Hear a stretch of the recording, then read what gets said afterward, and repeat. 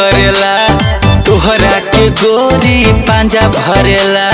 अरे आओ ना काहे दिल बेकरार बा प्यार करेला। अच्छा? तोहरा के गोरी पांजा भरेला। आओ मेरे पास तुझे सीने से लगा लूं मैं। हाँ हाँ लगा दो सैया क्या तुझे जन्नत दिखाऊं मैं। ठीक है बा। अरे कुंडी लगा दो सैया तुझे जन्नत दिखाऊं मैं। ओके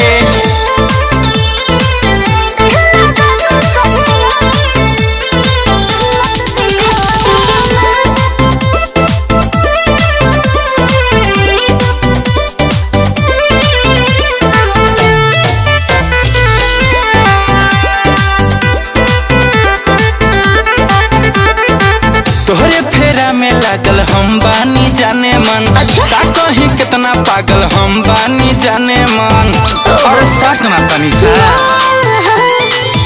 जो मन मन करे कोला ना हम मना करब। अच्छा संगे बेडरूम में चला ना हम बहाना करब।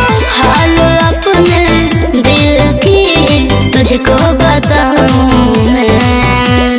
कुंडा लगा दो सैया तुझे जन्नत दिखाऊं मैं। अरे कुंडी लगा दो सैया तुझे जन्नत दिखाऊं मैं। हरे अब लेट मत करा।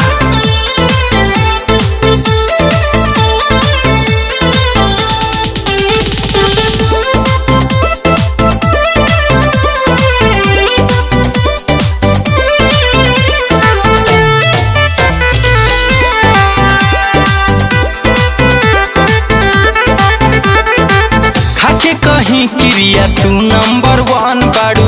यादव राज गुंजन के तू ही पसंद बाड़ू। अच्छा